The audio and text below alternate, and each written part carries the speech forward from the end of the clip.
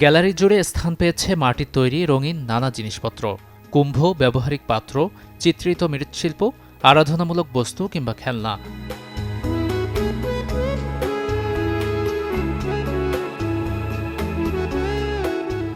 বিলুপ্তপ্রায় ও এখনও প্রচলিত এসব মৃৎশিল্প দেখার সুযোগ মিলছে শহরবাসীদের।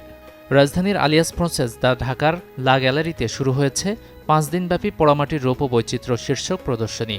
লেখক, গবেষক ও সাংবাদিক ইমরানুজ্জামান দেশের বিভিন্ন অঞ্চল থেকে সংগ্রহ করেছেন মাটির নান্দনিক এসব শিল্পকর্ম।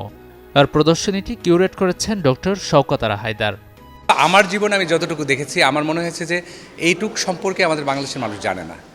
তো আমার জার্নিটাতে আমি সেই 2012 সাল থেকে এই মেলা নিয়ে কাজ করছি, লোকশিল্প নিয়ে কাজ করছি।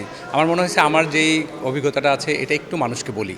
এর উদ্দেশ্য হচ্ছে আমাদের দেশের মানুষ মাটির জিনিস ব্যবহার করুক, এতে করে অনেকগুলি লাভ আছে। 1 নম্বর হচ্ছে আমাদের যেই মৃৎশিল্পের যে পেশাটা বেঁচে যাবে। 2 নম্বর হচ্ছে আমাদের নিজস্ব কাঁচামালটা ব্যবহার হবে। 3 নম্বর হচ্ছে সর্বোপরি বিদেশের আমদানি প্রবণতাটা কমবে। উদ্বোধনী আয়োজনে এদিন অতিথি ছিলেন শিল্পী ও লোক গবেষক নিসার হোসেন, ঢাকা বিশ্ববিদ্যালয়ের চারুকলা অনুষদের ডিন ডক্টর আজহারুল ইসলাম শেখ, রাজশাহী বিশ্ববিদ্যালয়ের ফোকলোর বিভাগের অধ্যাপক উদয় শঙ্কর, জাহাঙ্গীরনগর বিশ্ববিদ্যালয়ের চারুকলা অনুষদের সভাপতি ও সহযোগী অধ্যাপক ডক্টর মোহাম্মদ শামীম রেজা, ঢাকা বিশ্ববিদ্যালয়ের গেস্ট লেকচারার নাসির মাহমুদ এবং প্রত্নতত্ত্ববিদ আফরোজা খান মিতা। যেহেতু এখনো পর্যন্ত আমাদের মৃৎশিল্পীরা সেই দক্ষতাগুলো আছে, তারা এখনো পর্যন্ত অনেক ভালো কাজ করে। তো মানুষের মধ্যে যদি ওই সচেতনতাটা থাকে, তৈরি হয় যে আমরা মাটির জিনিসে ফেরত যাব, সেটা একটা হতে পারে। আর একটা হতে পারে যে মানুষ যদি তার ট্রেডিশনটাকে টিকিয়ে রাখার জন্য, যেমন ধরেন আপনি দেখবেন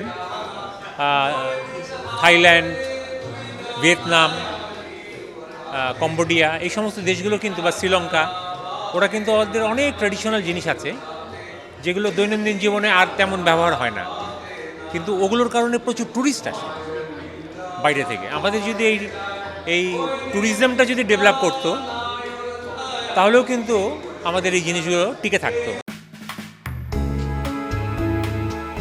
প্রদর্শনীর মাধ্যমে বাংলাদেশের লোকজ মৃৎশিল্প সম্পর্কে সচেতনতা বৃদ্ধি, দেশীয় পণ্যের প্রতি আগ্রহ তৈরি আর তুলে ধরা হচ্ছে বিলুপ্তপ্রায় ঐতিহ্য সংরক্ষণের গুরুত্ব, যেখানে প্রতিদিন থাকে সাংস্কৃতিক নানা পরিবেশনা।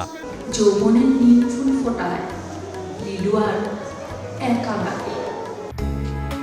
প্রদর্শনীটি 22 মে পর্যন্ত প্রতিদিন দুপুর 2টা থেকে রাত 8টা অবধি দর্শনার্থীদের জন্য থাকবে উন্মুক্ত। গাজী আনিস, চ্যানেল 24, ঢাকা।